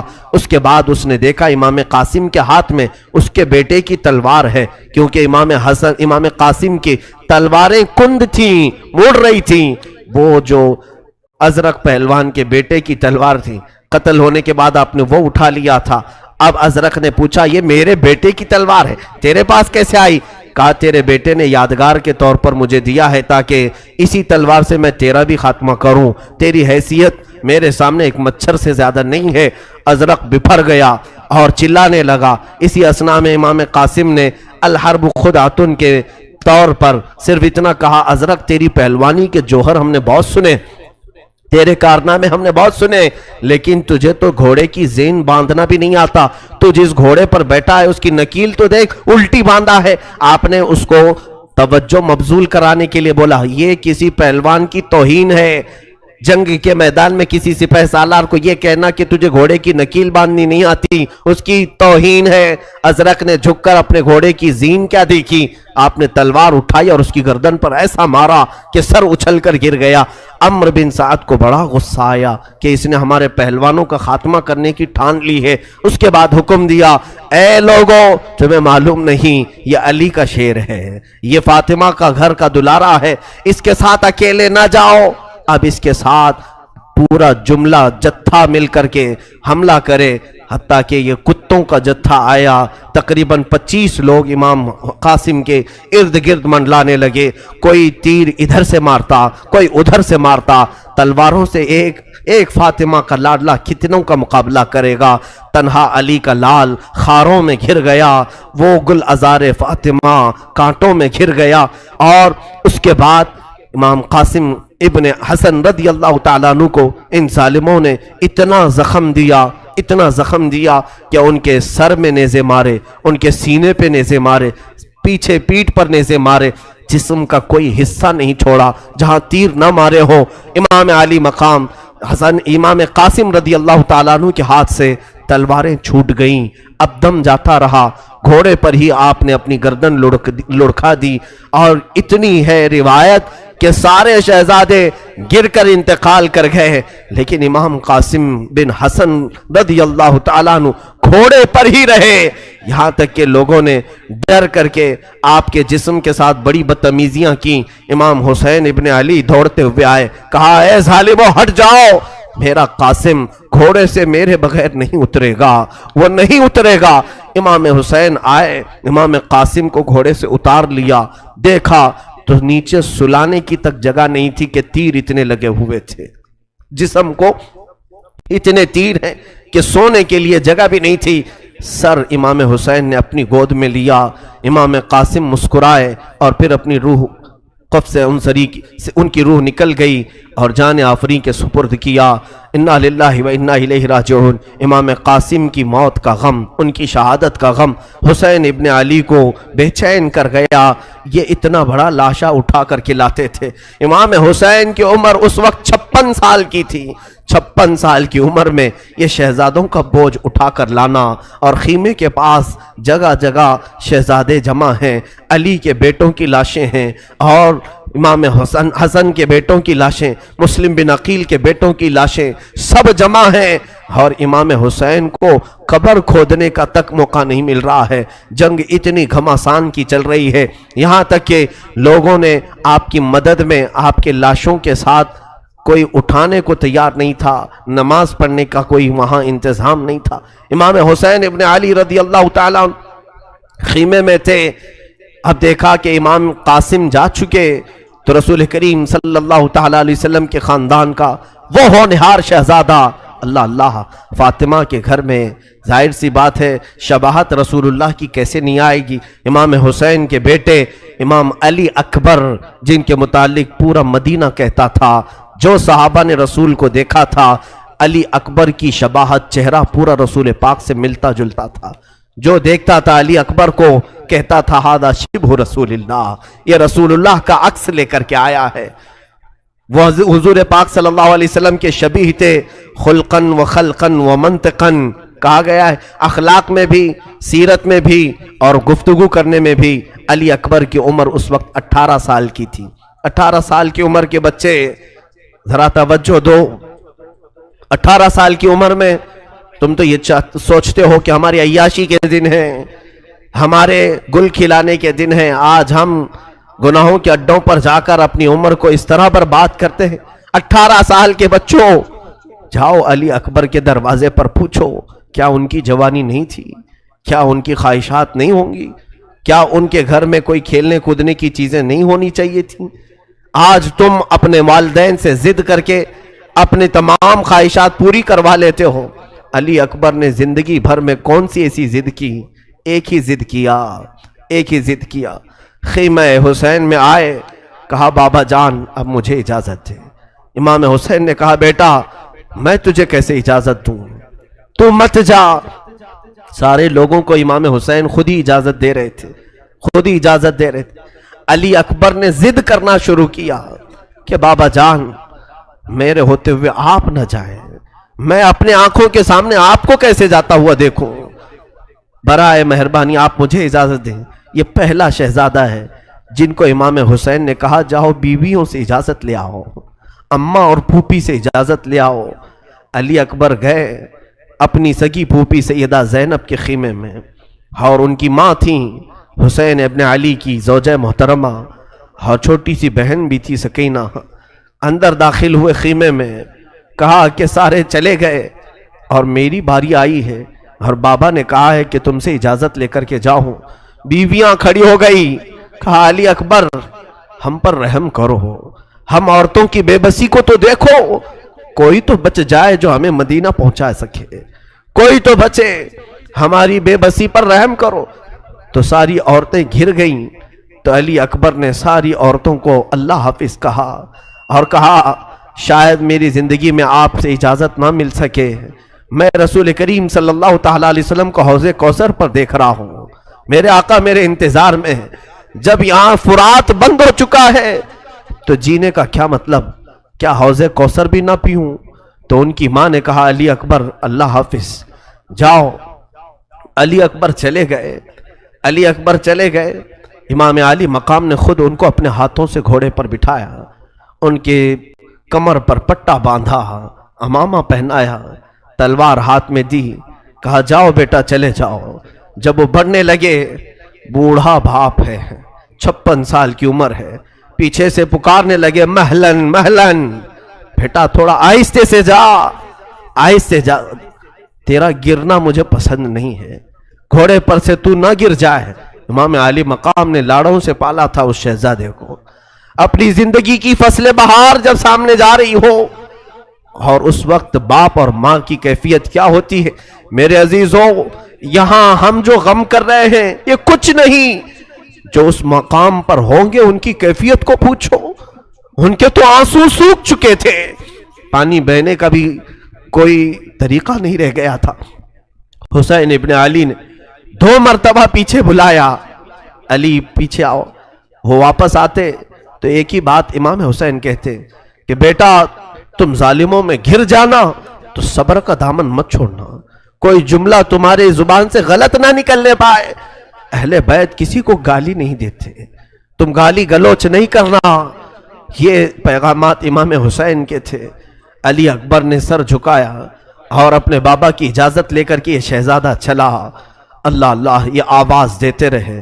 کوفہ کے وہ شریک لوگوں میں سے، یزیدی لشکریوں میں سے لوگ کہتے ہیں پہلی مرتبہ جب علی اکبر نمودار ہوئے ان کی پیشانی پر اتنا نور تھا کہ ہم دیکھ کر کے دنگ رہ گئے، اتنا حسین و جمیل چہرہ ہم نے کبھی زندگی میں دیکھا ہی نہیں تھا، لیکن ظالموں نے دنیا کی لالچ میں اسی حسین چہرے پر تلواریں اور تیر چلانا شروع کیا۔ علی اکبر اتنی دیر تک لڑتے رہے، بلکہ روایات یہ بتاتی ہیں کربلا کے میدان میں امام حسین کے بعد سب سے زیادہ وقت تک اگر کسی نے مقابلہ کیا ہے تو ان کے بیٹے علی اکبر نے مقابلہ کیا ہے۔ سیدنا علی اکبر اتنی دیر تک لڑتے رہے، ادھر ان کی ماں حسین ابن علی کی زوجہ حضور پاک صلی اللہ تعالی علیہ وسلم کے خاندان کی بہو ہیں، اپنے گھر میں اندر بیٹھی اور ان کے پاس ایک جبہ تھا، رسول کریم صلی اللہ تعالی علیہ وسلم کی امانت ہے، وہ پکڑ کر کے دعائیں کر رہی تھی، پتہ نہیں وہ خیمے میں بیٹھ کر دعاؤں میں مصروف تھیں۔ جب علی اکبر دوپہر کے وقت لڑتے رہے، کئی لوگوں کو موت کے گھاٹ اتارا، لوگوں نے آپ کو اس قدر دوڑایا وہاں پر گھوڑوں کو کہ آپ شدت پیاس سے بلبلانے لگے، زخموں سے چور تھے، پیشانی پوری لہو لہان تھی، حتیٰ کہ کتابیں لکھتی ہیں کہ آپ کے آنکھوں سے بھی خون جاری تھا، ناک پھٹ چکی تھی اور ناک سے خون جاری تھا، وہ ہم شبیہ رسول کا چہرہ خون میں گھرا ہوا تھا۔ لیکن بیچ میں ایک مقام ایسا آیا کہ حسین کا کوئی شہزادہ واپس تو نہیں آیا، علی اکبر گھوڑا دوڑاتے ہوئے واپس آئے، خیمے کے قریب آ کر کھڑے ہو گئے، کہا یا بتا اے ابا۔ حسین ابن علی خیمے سے دوڑ پڑے، علی اکبر کو دیکھا، تنابیں پکڑ لیں اور ان کی رکاب کو تھام لیا، بوسے دیے، خون صاف کیا، کہا بیٹا کیسے آنا ہوا؟ کہا العطش، پیاس کی شدت نے مجھے پھر دوبارہ یہاں لایا ہے، پیاس کی شدت ہے، 3 دن کا پیاسا پانی نہ مانگے تو کیا مانگے۔ حسین ابن علی رضی اللہ تعالیٰ گھوڑے کی رکاب پکڑ کر کھڑے ہیں، اسی اثنا میں بی بی زینب نے شہر بانو کو دیکھا کہ یہ دعاؤں میں مصروف ہیں، پوچھا بی بی کیا دعا کر رہی ہو؟ کہا رسول اللہ کا جبہ ہے، میں نے سنا ہے اس کو پکڑ کر دعا کریں تو کبھی رد نہیں ہوتی، میں نے اللہ کی بارگاہ میں یہ دعا کی ہے، اے مالک و مولا، تو نے یوسف کو یعقوب کے پاس لوٹایا تھا برسوں بعد، ایک بار میرے علی اکبر کو میری طرف ایک بار لوٹا دے۔ زینب نے کہا بی بی تیری دعا قبول ہوئی، جا دیکھ خیمے کے باہر تیرا جوان بیٹا علی اکبر کھڑا ہے۔ بی بی باہر آئی، دیکھ کر فرط محبت سے چیخ پڑی، اے مولا تو کتنی جلدی دعائیں سنتا ہے، اے بار الہ تو کتنی جلدی دعائیں سنتا ہے۔ علی اکبر واپس خیمے کے پاس آئے، ماں کو پکارا اور کہا مجھے پیاس ستا رہی ہے۔ حضرت بی بی شہر بانو کہتی ہیں اندر دوڑتی گئی، پورے کربلا میں دردناک منظر ہے، کہتی ہیں جو مشکیزہ تھا اٹھا کر بار بار جھٹکتی تھیں، ایک بوند تو پانی مل جائے، وہ سوکھے مشکیزے کو جھٹکتی رہ گئی، ایک بوند بھی پانی اس سے نہ نکلا، پھر رکھتی تھیں، منظر وہی یاد آتا ہے، ایک بار بی بی ہاجرہ اپنے بیٹے اسماعیل کے لیے دوڑ لگائی تھی صفا اور مروہ کے بیچ. یہاں حسین کی زوجہ 6 سے 7 مرتبہ مشکیزہ اٹھاتی تھی، جھٹکتی تھی، پھر رکھتی تھی، پھر اطمینان نہیں ہوتا، پھر اٹھاتی، جھٹکتی، شاید کچھ پانی نکل جائے. جب کچھ پانی نہ نکلا تو امام حسین نے اپنی انگلی، شہادت کی انگلی علی اکبر کے منہ میں دی. کہا جب میں بچپن میں پیاسا ہوتا میرے آقا مجھے اسی طرح سے اپنی زبان دیتے تھے اور انگلی اپنے منہ میں رکھتے تھے. بیٹا تو میری انگلی چوس لے، تیری پیاس ختم ہو جائے گی. جوان علی اکبر نے مولا حسین کی انگشت مبارکہ کو چوما اور اس کے بعد پھر واپس پلٹ گئے. یہ حسین کے بیٹے کا آخری دیدار تھا، وہ آخری سلام تھا. بیویاں رخصت کر گئیں اور اس کے بعد یہ علی کا لال، یہ شہزادہ حسین لڑتے ہوئے بھڑ گیا. اب انہوں نے دیکھا کہ موت میری بہت قریب ہے. یزیدیوں کو للکارتے ہوئے ان کے صفوں میں گھس گئے، صفیں درہم برہم ہوئی. لیکن جیسی ہی صفوں میں اندر داخل ہوئے، عمرو بن سعد نے گھیرا لگایا اور کئی لوگوں کو گھیر کر کے حملہ کرنے کا حکم دیا. علی اکبر کو گھوڑے سے اتارا گیا اور ان کے جسم کے ساتھ مسلح کیا گیا. امام علی اکبر کی ناک کو کاٹا گیا، ان کے کان کو کاٹا گیا، ان کے ہونٹ کاٹے گئے، ان کی انگلیاں الگ کی گئیں. حسین کے شہزادے کے ٹکڑے ٹکڑے ہو گئے. لیکن میرے عزیزوں، 1000 ٹکڑے ہو جائے، قرآن پھر بھی گواہی دیتا ہے، خبردار انہیں مردہ نہ کہنا. اللہ کی راہ میں مارے گئے ہیں، وہ زندہ ہیں. علی اکبر کو اٹھا کر میدان کربلا میں جیسی پھینکا گیا، حسین ابن علی دوڑتے ہوئے آ رہے تھے اور اپنے جبے کو سنبھالتے ہوئے کہ ہائے میرا علی، ہائے میرا علی اکبر. لیکن اسی اسنا میں روایت یہ بتاتی ہے گھوڑوں کا ایک جھنڈ آیا جو امام حسین کے سامنے سے گزرتے ہوئے ان کے جوان بیٹے کی لاش کو رونتے ہوئے چلے گئے، یہاں تک کہ لاش اٹھانے تک نہیں دیا. علی اکبر کی لاش کو گھوڑوں نے رون دیا. حسین ابن علی واپس چلے آئے، خیمے میں چلے آئے اور اس کے بعد یہ بے کسی ایسی تھی کہ درد سنائے تو کس کو سنائے. آپ نے پکار کر کے کہا حل من ناصر ینصرنا، ہے کوئی مدد کرنے والا جو ہماری مدد کے لیے آئے گا؟ کوفہ میں سے کوئی آنے والا نہیں تھا. آپ نے پکار کر کے لوگوں سے کہا کیا میرے گھر کی بے بسی تم سے نہیں دیکھی جاتی؟ اب یہاں حالات ایسے تھے، رسول کریم صلی اللہ علیہ وسلم کا یہ شہزادہ، اب گھر میں کوئی باقی نہیں تھے اور پیاس کی شدت ایسی تھی، دوپہر کا وقت، کڑی دھوپ، عاشورہ کا دن. اور آج بھی جائیں آپ کربلا کی جو گرمی ہے، گرمیوں کے موسم میں جاؤ گے تو تمہارے پیر جل جائیں گے. اگر بنا چپل کے تم نے وہاں پر چلنے کی بھی کوشش کی تو تمہارے پیروں میں آبلے پڑ جائیں گے. ان شہزادوں کے پیروں سے چپلیں تک چھین لی گئی تھی، گرم ریت پر انہیں دوڑایا گیا تھا. حسین ابن علی نے بے کسی اور بے بسی کی طرف دیکھا. آپ کے بھائی عباس علمبردار کھڑے ہوئے، کہا مولا مجھے اجازت دے، میں کسی طرح ان سے بھڑ جاؤں گا اور پانی لے آؤں گا. کہا کہ پانی کا چھوڑ دو، ہمارے گھر کی فکر کرو. کہا مولا آپ کی بچی سکینہ بار بار کہتی ہے چچا کیا مجھے ایک چلو بھی پانی نہیں پلا سکتے؟ کیا مجھے تھوڑا سا پانی آپ نہیں دے سکتے؟ سکینہ کی عمر 9 سال کی تھی. 9 سال کی بچیاں ہمارے سامنے میرے عزیزوں وہ کلیاں ہوتی ہیں، وہ پیار کرنے کی ہوتی ہیں، محبت سے دیکھنے والی بچیاں ہوتی ہیں. ہم تو کانٹا بھی چبھنے نہیں دینا چاہتے ہماری بچیوں کو.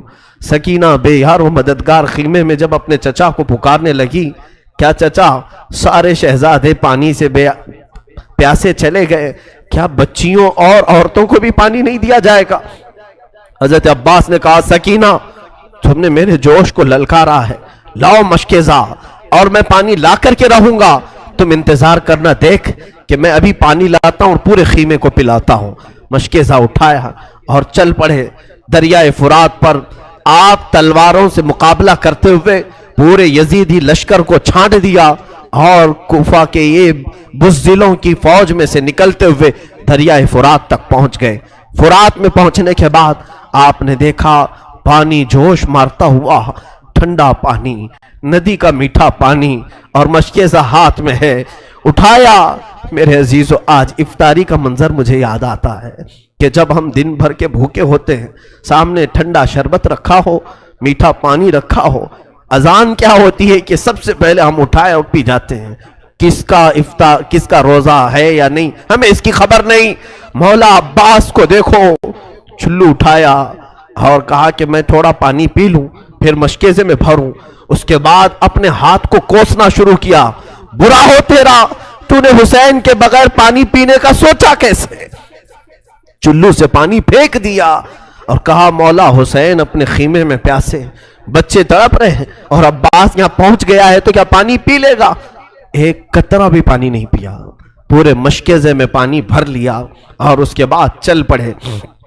جب جیسے ہی چلے یزیدیوں کے ساتھ حملہ ہوتا رہا اور لوگوں نے پکار کر کے کہا، عمرو بن سعد نے، اے لوگوں خیمے حسین تک پانی جانے نہ دینا، اگر پانی چلا گیا تو پھر جنگ بھاری پڑ جائے گی، ہمارے لیے یہاں پر جنگ لمبی ہو جائے گی، لہذا عباس کو روکو۔ کسی طرف سے ایک ظالم آیا، جس ہاتھ میں آپ نے مشکیزہ پکڑا تھا اس ہاتھ کو اس نے تلوار سے کاٹ دیا، مونڈھے سے ہی ہاتھ گر گیا۔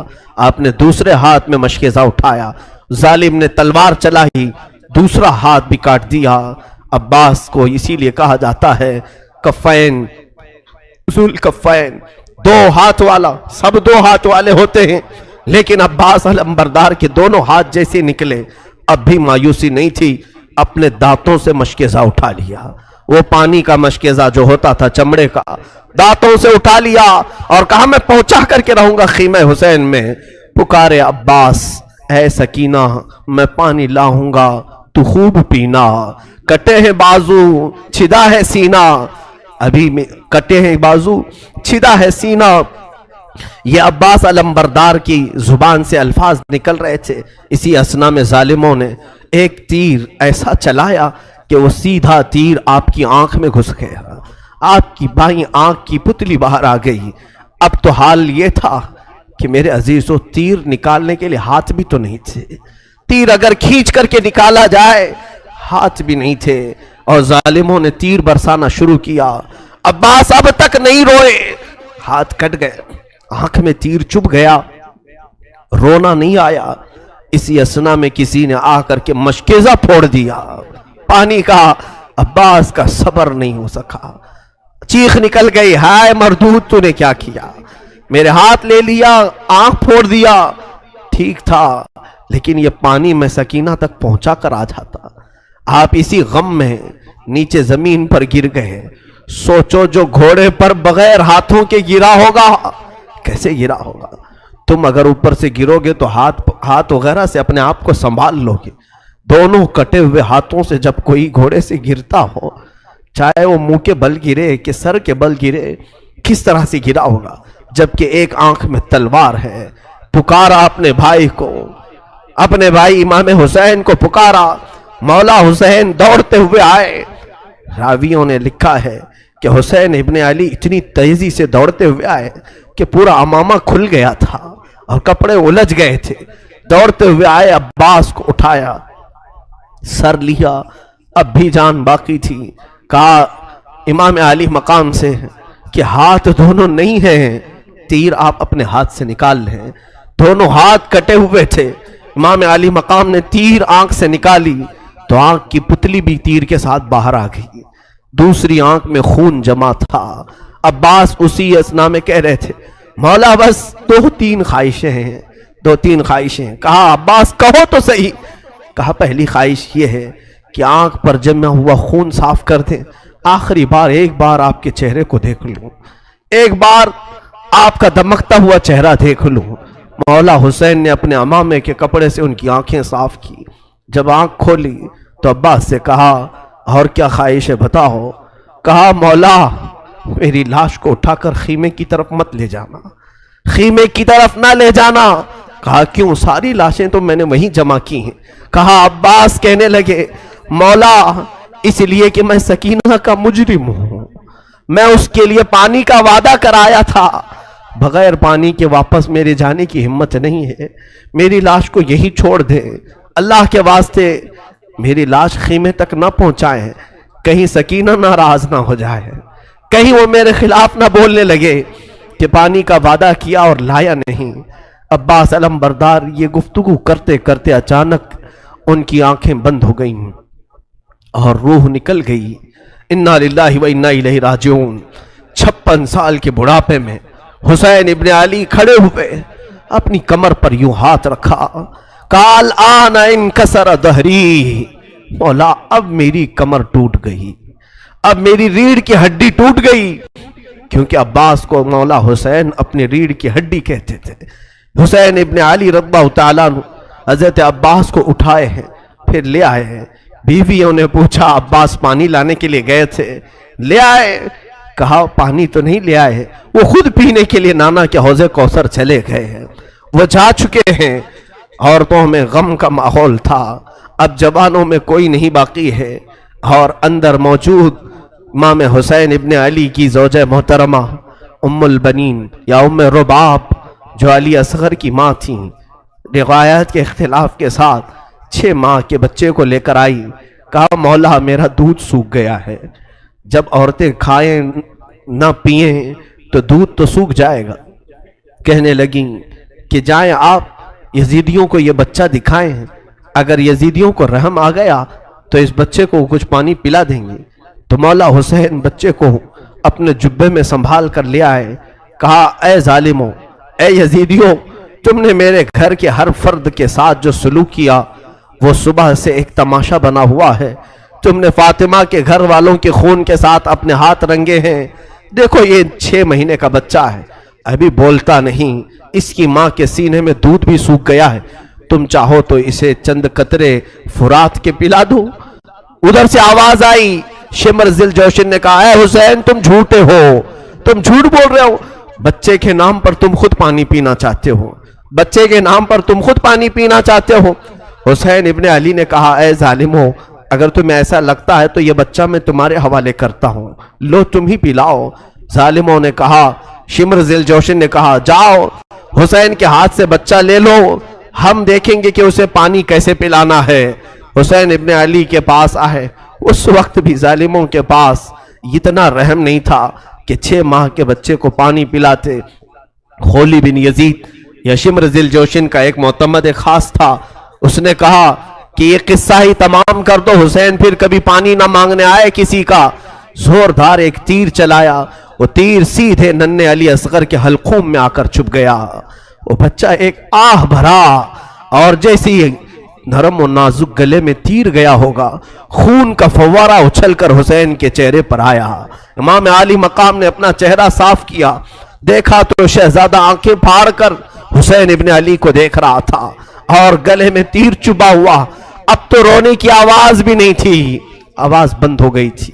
حسین ابن علی نے تیر نکالا اور بارگاہ مولا میں رب ذوالجلال کے حضور آگے بڑھایا، کہا اے رب ذوالجلال، تیرے نبی کے دین کے لیے میری اس قربانی کو بھی قبول فرما لے، اس بچے کو اپنے دربار میں قبولیت کا مقام دے دے۔ اس بچے کو سسکیاں لیتے ہوئے حسین نے جب دیکھا ہوگا، کیا کیفیت ہو سکتی ہے؟ میں نے دیکھا ہے لوگوں کو چیختے ہوئے روتے ہوئے، ہمارے بچے کسی کام کے نہیں، ہمیں معلوم نہیں ہمارا بچہ ڈاکو بنے گا کہ ڈاکٹر بنے گا، لیکن پھر بھی اگر کچھ ہو جائے تو ہم روتے ہیں۔ وہ رسول کے شہزادے تھے، وہ فاطمہ کے لاڈلے تھے، ان بچوں کو پوری دنیا کی امامت کرنا تھا۔ وہ بچے جب حسین کی گود میں دم توڑ رہے تھے، ان کی کیفیت کیا رہی ہوگی؟ آنکھوں میں آنسو تک نہیں رہ گئے تھے۔ مولا حسین اس بچے کے اوپر چادر ڈال لیتے ہیں، چھپا کر کے خیمے میں لے آتے ہیں، کسی کو نہ بتایا جائے کہ بچے کے غم سے سب بے حال ہو جائیں گے۔ جب خیمے کے قریب پہنچے تو علی اصغر کی ماں زوجہ حسین پوچھتی ہے کیا بچہ پانی پی چکا؟ بہت دیر سے رونے کی آواز نہیں آ رہی ہے، خاموش ہے بچہ، کیا انہوں نے پانی دے دیا؟ خدا ان کا بھلا کرے۔ حسین ابن علی نے کہا ام البنین، ام لیلا، تمہارا بچہ اب کبھی نہیں روئے گا، تمہارا بچہ اب کبھی تم سے پانی نہیں مانگے گا، انہوں نے ایسا پانی پلایا ہے کہ تمہارا بچہ اب کبھی تم سے دودھ بھی نہیں پوچھے گا۔ اور چہرے سے چادر ہٹائی تو دیکھا کہ خون میں لت پت بچہ تھا۔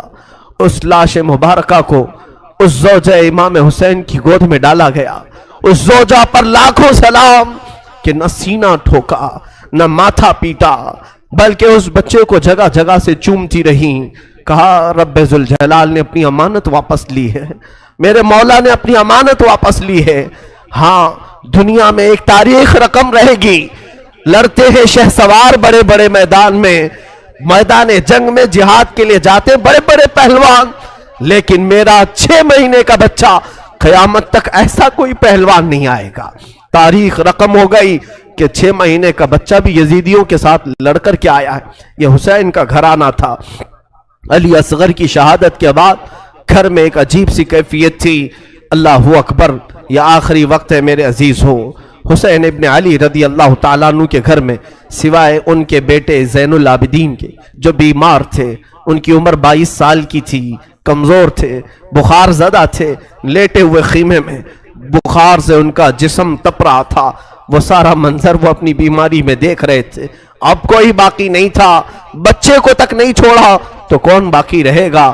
امام حسین ابن علی رضی اللہ تعالیٰ عنہ نے دیکھا، قرآن کو جلدی سے کھولا، تلاوت کرنے لگے۔ اچانک خیمے کے دروازے پر دیکھا، آہٹ محسوس ہوئی تو اٹھا کر کے چہرہ دیکھا تو امام زین العابدین جبہ پہن کر کھڑے ہیں۔ کہا بابا اجازت دے دیں۔ مولا حسین تڑپ کر اٹھے، کہا زین العابدین میرے گھر میں اب بچا کون؟ میرے بعد ان بیویوں کو کون دیکھ بھال کرے گا؟ ان عورتوں کو کون لے جائے گا؟ اور میری نسل تم سے ہی تو چلنی ہے۔ امام سجاد زین العابدین کو مولا حسین نے روک دیا، بستر پر لٹا دیا اور کہا کہ اب میرا وقت ہے، میرا مقام ہے۔ اسی اسنا میں عورتوں کو کچھ نہیں کہا۔ فضہ کنیز تھی فاطمہ زہرا کی، بلایا، اے فضہ جاؤ، اندر بیبیوں کے پاس ایک صندوق ہے، اس صندوق میں ایک جبہ رکھا ہے، وہ جبہ اٹھا لاؤ، لیکن خبردار زینب کو مت بتانا، زینب سے مت کہنا۔ وہ فضہ گئی، جلدی سے وہ صندوق کھولنے لگی اور جبہ اٹھایا تو بی بی زینب دیکھ لی۔ کہا کیا کر رہی ہو؟ کہا یہ جبہ لے جانے کے لیے مولا نے حکم دیا ہے۔ وہ دوڑتی ہوئی آئی، لا میں یہ جبہ لے کر کے جاتی ہوں۔ وہ خود اپنے ہاتھوں سے لے آئی مولا حسین کے خیمے میں اور وہ جبہ لا کر کے دیتی ہیں اور پہناتی ہیں۔ امام حسین نے کہا زینب تجھے معلوم ہے اماں کہتی تھیں، فاطمہ الزہرا نے کہا تھا حسین یہ جبہ سنبھال کر رکھنا، یہ تیرے بابا حیدر کرار کا ہے جو رسول اللہ نے انہیں دیا تھا اور مجھے وصیت کی تھی، فاطمہ تیرا بیٹا جب بھی مصیبت میں آئے تو یہ جبہ اسے پہنا دینا۔ زینب کہتی ہے سچ کہہ رہے ہو بھیا، مجھے بھی ماں نے کہا تھا کہ زینب حسین کبھی اگر مصیبت میں آ جائے، اگر وہ جبہ بھول جائے تو اپنی ہاتھ سے پہنانا۔ دونوں نے ایک دوسرے کو سمجھایا، ماں کی وصیت پر عمل کیا۔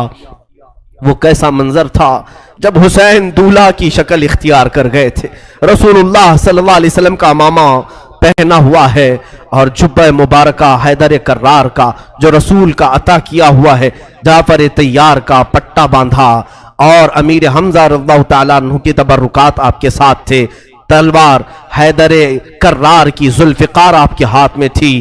یہ سارا منظر پورے خیمے کو رلا گیا، جیسے کوئی جوان شہزادہ دولہا بارات میں جاتا ہے خیمہ حسین سے۔ یہ پوری تیاریوں کے ساتھ حسین ابن علی نکل رہے تھے۔ مجھے وہ منظر یاد کر کے بڑا دکھ ہوتا ہے۔ آج ہم اپنے حجرے سے کبھی نکلتے ہیں تو پھر یاد آتی ہے حسین تو خیمہ گاہ سے نکلے تھے قتل گاہ کی طرف، آج تو ہم امن کے لیے باہر نکلتے ہیں تو سج سنور کر کے نکلتے ہیں، وہ بارگاہ مولا میں نکل رہے تھے۔ اسی اسنا میں حسین ابن علی رضی اللہ تعالیٰ عنہ کرم اللہ وجہہ الکریم باہر جانے کی تیاری میں ہیں۔ بیویوں کی ایک آہ نکلی، بی بی زینب نے کہا اور بی بی سکینہ نے کہا، سارے گھر کی عورتوں نے کہا بابا بھیا آپ کس کے حوالے ہمیں چھوڑ جا رہے ہیں؟ حسین ابن علی نے پیچھے عورتوں کی طرف دیکھا، کہا میں تمہیں اللہ اس کے رسول کے حوالے کر جا رہا ہوں، سب خاموش ہو جاؤ۔